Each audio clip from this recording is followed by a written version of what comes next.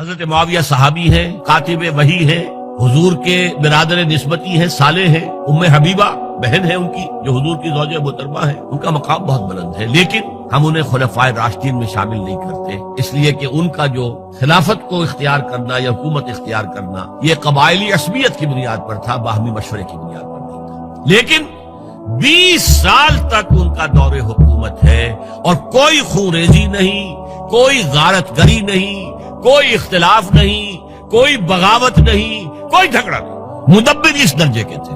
اب آئیے آخری سٹیج آئی، حضرت معاویہ کو مشورہ دیا گیا، مغیرہ ابن شعبہ ایک بزرگ صحابی تھے، کہ دیکھیے جناب امیر، مسلمانوں میں اختلاف ہوا، 4.5 سال 5 سال خانہ جنگی رہی، اب اگر پھر معاملہ آپ کے انتقال کے بعد ایسے ہی چھوٹ گیا تو اختلافات ہوں گے، جھگڑے ہوں گے، مختلف دعوے دار سامنے آئیں گے، جنگیں ہوں گی، پھر دوبارہ جو ہے فساد ہو جائے گا، آپ کسی کو نامزد کر دیجیے۔ اور پھر مشورہ دیا اپنے بیٹے یزید کو نامزد کر دیجیے۔ حضرت معاویہ ریلیکٹنٹ رہے، لیکن اس کے بعد انہوں نے مان لیا اور فیصلہ کر لیا۔ یہاں میں چاہتا ہوں کہ بات سمجھ لیں اچھی طرح، اس معاملے میں اگر آپ حضرت معاویہ کی نیت پر شک کریں گے تو مجھے آپ کے ایمان پر شک ہو جائے گا۔ نیت پر نہیں، غلطی ہو سکتی ہے، صحابی ہیں، نیت غلط نہیں تھی، نیت کیا تھی؟ اور میں سمجھتا ہوں 100% درست تھی کہ اب اتنا پانی گزر چکا ہے پل کے نیچے سے وقت کے دریا میں کہ بارے صحابہ سب رخصت ہو چکے، اب اکثریت 9 مسلموں کی ہے، عصبیتیں بھی ہیں، قبائلی عصبیتیں ختم تو نہیں ہوئی، لہذا جب تک کوئی قبائلی عصبیت پیچھے نہیں ہوگی حکومت کے، حکومت نہیں چل سکے گی۔ یہ ابن خلدون کا لفظ ہے، عصبیت، کوئی چیز جو جوڑے آپ کو۔ تو دینی عصبیت اب کمزور پڑ گئی ہے، اس لیے کہ حضور نے جن کو تربیت دی تھی وہ اب گئے، اکثر و بیشتر گئے۔ اب اگر ایسے ہی چھوڑ دیا گیا اور کوئی قبائلی عصبیت پشت پر نہ آئی تو پھر خانہ جنگی ہوگی، 5 سال تک ہوئی۔ اس بنا پر انہوں نے اسے صحیح سمجھا۔ آپ اختلاف کر سکتے ہیں، صحابہ کی رائے سے اختلاف ہو سکتا ہے، لیکن آپ ان کی نیت پر شک نہیں کر سکتے۔ بہرحال واقعہ کیا ہے تاریخی اعتبار سے کہ یہ 10ویں سال میں نامزد کر دیا یزید کو اپنے بعد خلیفہ کے لیے، ولی عہد۔ اس وقت تقریباً سب نے بات مان لی سوائے 5 افراد کے۔ وہ 5 افراد بہت اہم تھے، بہت اہم۔ ابو بکر اہم ترین آدمی تھے، ان کے بیٹے عبد الرحمن ابن ابو بکر۔ عمر نمبر 2 تھے، عبداللہ ابن عمر۔ زبیر عبداللہ ابن زبیر۔ عباس عبداللہ ابن عباس، اور حسین ابن علی۔ حضرت حسن کا انتقال ہو گیا تھا۔ اہل تشیع کا کہنا یہ کہ زہر دیا گیا، واللہ اعلم، میں کچھ نہیں کہہ سکتا، میں کوئی تاریخ کا محقق اس معنی میں نہیں، میں موٹی موٹی باتیں جانتا ہوں۔ بہرحال انتقال ہو گیا تھا، 5 آدمیوں نے نہیں مانا، لیکن دیکھیے یہ تھی تدبر کی بات حضرت امیر معاویہ کی۔ کوئی دباؤ نہیں ڈالا، کوئی جبر نہیں کیا، کوئی کسی کو نقصان نہیں پہنچایا کہ نہیں مان رہے تو یہ کر دیں، نہیں۔ دیکھیں گے جب وقت آئے گا۔ جب وقت آیا حضرت معاویہ کے انتقال کے بعد، اب ایک صاحب جا چکے تھے، حضرت عبد الرحمن ابن ابی بکر فوت ہو چکے، اب 4 رہ گئے، 3 عبادلہ، عبداللہ ابن عمر، عبداللہ ابن عباس، عبداللہ ابن زبیر، ایک حسین ابن علی رضی اللہ تعالی عنہم اجمعین۔ جب بیعت ہو گئی یزید کی تو اب ان کے درمیان اختلاف ہوا۔ یہ بات اچھی طرح سمجھ لیجئے، تاریخی حقائق، موٹے حقائق کو چھوڑ کر باریکیوں میں جب پڑھتے ہیں تو معاملہ غلط ہو جاتا ہے۔ موٹے حقائق کو سمجھیے، جیسے کہتے ہیں میکرو اکنامکس اور مائکرو اکنامکس۔ میکرو ہسٹری جو ہے، 2 ایک طرف ہو گئے، 2 ایک طرف ہو گئے۔ عبداللہ ابن عباس کی رائے ہوئی کہ اگرچہ یہ غلط کام ہوا ہے، یہ قیصر و کسریٰ کی سنت پر عمل ہو رہا ہے، لیکن یہ ایسی بڑی بات نہیں ہے کہ خون ریزی شروع کر دی جائے اور امن و امان ختم ہو جائے۔ یہی بات عبداللہ ابن عمر کی ہو گئی، یہ دو تو ایک جا ہو گئے، مصلحت کہہ لیں جو بھی سمجھے، لیکن نیت پر حملہ نہیں کر سکیں گے آپ۔ دیانتاً انہوں نے یہ سمجھا کہ اب جب کہ ہو گیا معاملہ تو ٹھیک ہے، حرام مطلق تو کہیں نہیں لکھا ہوا قرآن کے اندر کہ بیٹا نہیں ہو سکتا، کہیں نہیں لکھا ہوا۔ بہرحال ان دو کی رائے یہ ہوئی کہ اگرچہ کام غلط ہے لیکن اتنا غلط نہیں ہے کہ اس کو چیلنج کیا جائے اور اس سے جو ہے خانہ جنگی شروع ہو جائے اور فساد شروع ہو جائے۔ دو کی رائے یہ ہوئی کہ نہیں، we have to challenge it come what میں۔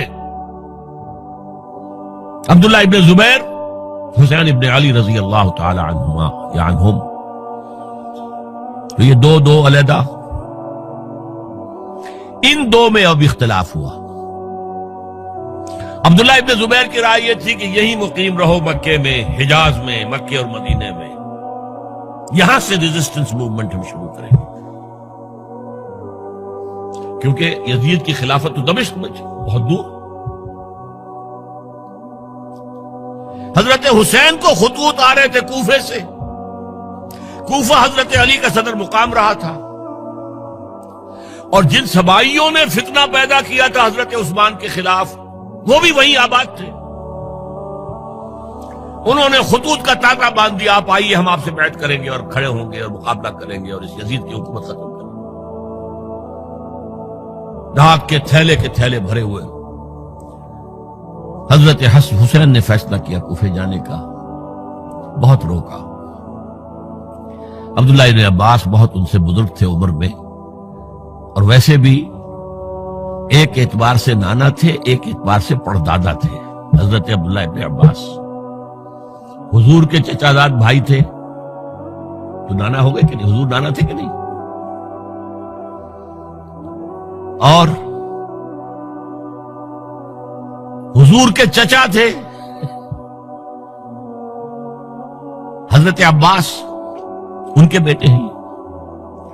اس اعتبار سے حضرت علی رضی اللہ تعالیٰ عنہ کے کیا ہو گئے؟ چچا۔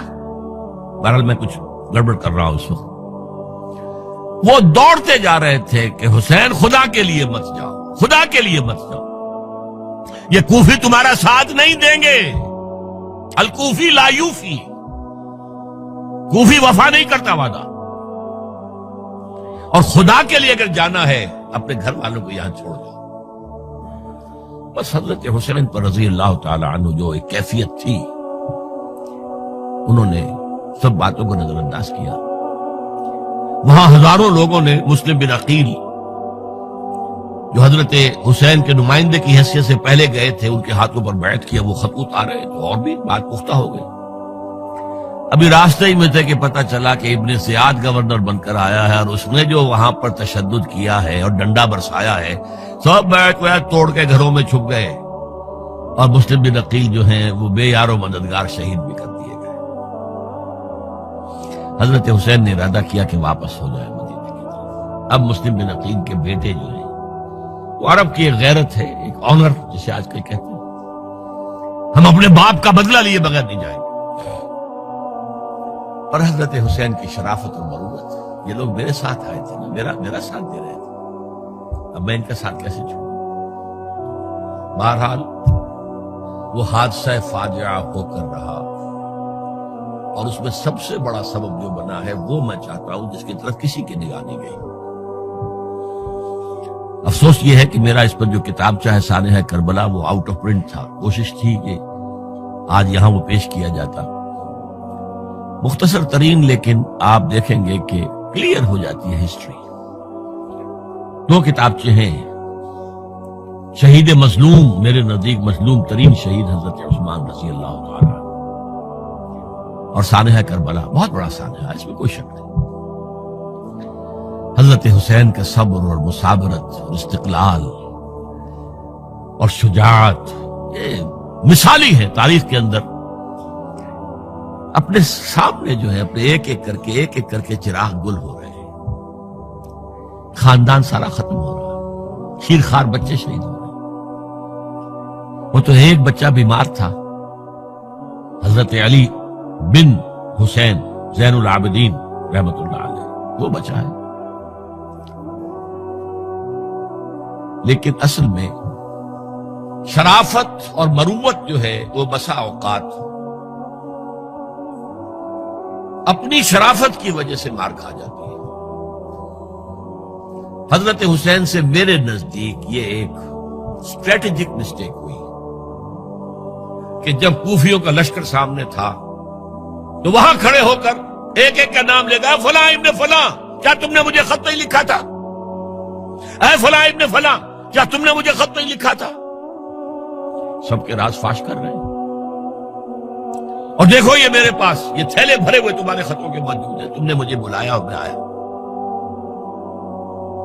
یہ بات تھی جس کی بنا پر اب ان کے لیے کوئی چارہ نہیں تھا کہ انہیں شہید کر دیں، ورنہ تو یہ ہمارا بھانڈا پھوڑ دیں گے جا کر یزید کے پاس، تو ہماری کھالیں کھنچ جائیں گی.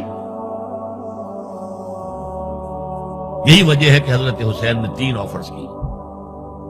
مجھے واپس مدینے جانے دو، نہیں. مجھے یزید کے پاس جانے دو، نہیں. مجھے کہیں اسلامی سرحد پر بھیج دو، میں وہاں پر کافروں سے جنگ کرتے ہوئے زندگی ختم کر لوں گا، نہیں. ہیئر اینڈ ناؤ بیٹھ کرو. یہ حضرت حسین کی شرافت، غیرت، حمیت، مروت، اس کی خلاف تھا. لہذا انہیں شہید کیا گیا اور پھر خیموں کو آگ لگائی گئی. یہ نوٹ کیجئے کیوں لگائی گئی. اگر تو یہ غصے اور انتقام میں اور وینجینس میں ہوتا تو حضرت علی بن حسین زین العابدین کو بھی شہید کرنا چاہیے تھا، نہیں کیا. اگر یہ اس طرح کا معاملہ ہوتا تو خواتین کی بے حرمتی ہوتی، نہیں ہوئی. یہ خیمے کیوں جلائے؟ تاکہ وہ جو ایویڈنس ہے وہ ختم ہو جائے. ہمارے خلاف یہ جو ڈاکومنٹری پروف لیے پھر رہے ہیں، خیمے جلیں گے اور یہ تھیلے بھی جل جائیں گے اور یہ خطوط بھی جل جائیں گے اور ہم بچ جائیں گے. یہ ہے میرا تجزیہ. بہرحال اس میں کوئی شک نہیں کہ تاریخ انسانی کے عظیم حوادث میں سے وہ ہے، اور میرے نزدیک حضرت حسین رضی اللہ تعالیٰ عنہ کا اختلاف کر سکتا ہے، جو چاہے کرے. حضرت حسین سے اختلاف کرے اور اتفاق کرے حضرت عبداللہ ابن عمر، عبداللہ ابن عباس کے ساتھ، تب بھی ٹھیک ہے. اور اگر حضرت عبداللہ ابن عباس اور عبداللہ ابن عمر سے اتفاق کرے اور حضرت حسین ان سے اختلاف کرے، تب بھی شک ہے. معصوم کوئی نہیں. ہمارے نزدیک معصومیت خاصہ نبوت ہے. نبوت ختم ہوئی حضور پر، معصومیت ختم. غلطی ہر ایک سے ہو سکتی ہے اور آپ رائے رکھ سکتے ہیں، لیکن کسی صحابی کی نیت پر حملہ نہیں کریں گے. صحابی کی نیت پر حملے کا مطلب کیا ہے کہ محمد صلی اللہ علیہ وسلم تزکیہ نفس نہیں کر پائے. یہ ریفلیکٹ کرے گی حضور کی اس پوری کی پوری جد و جہد پر کہ شخصیت سازی نہیں کر پائے محمد صلی اللہ علیہ وسلم. نہیں، معاذ اللہ ثم معاذ اللہ ثم معاذ اللہ. بہرحال یہ ہے تاریخ کے اعتبار سے ہمارے ہاں جو عظیم ترین ذی الحج کے مہینے میں حضرت عثمان شہید ہوئے تھے. 28 ذی الحج کو حضرت عمر پر حملہ ہوا تھا. 1 محرم کو ان کی شہادت ہوئی تھی. 10 محرم کو یہ سانحہ کربلا پیش آیا تھا. یہ ہماری اس ابتدائی تاریخ کے اہم لینڈ مارک سے جنہیں ہم شہادت کے نام سے جانتے ہیں. لیکن میں اب پھر دوبارہ کہوں گا، یہ اللہ کی راہ میں قتل ہوئے ہیں. وَلَا تَقُولُوا لِمَنْ يُقْتَلُ فِي سَبِيلِ اللَّهِ أَمْوَاتٌ بَلْ أَحْيَاءٌ وَلَكِنْ لَا تَشْعُرُونَ وَلَا تَحْسَبَنَّ الَّذِينَ قُتِلُوا فِي سَبِيلِ اللَّهِ أَمْوَاتًا بَلْ أَحْيَاءٌ عِندَ رَبِّهِمْ يُرْزَقُونَ.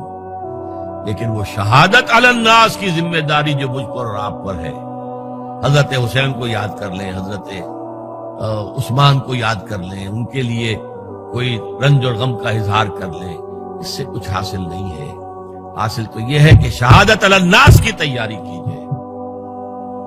اپنی ذاتی زندگی میں آج سے گواہی دیجئے اللہ کے بندے ہونے کی، اپنے عمل میں، اپنے قول میں، اور کوشش کیجئے کہ مل جل کر اس ملک کے اندر وہ نظام برپا کرے کہ جو شہادت علی الناس دین حق کے ایک کامل نمونے کے طور پر دنیا پر حجت قائم کر دے کہ دیکھ لو اپنی آنکھوں سے، یہ ہے وہ دین حق جو محمد لے کر آئے تھے. اللہ تعالیٰ مجھے اور آپ کو اس کی توفیق عطا فرمائے. باقی یہ کہ یہ کیسے ہوگا، اس پر تو میری کتابیں پہلے بھی تقاریر میں کر چکا ہوں. وہ منہج انقلاب نبوی وغیرہ وہ ہے، ان کا مطالعہ کیجیے۔ بارک اللہ لی و لکم فی القرآن العظیم ونفعنی وإیاکم بالآیات والذکر الحکیم۔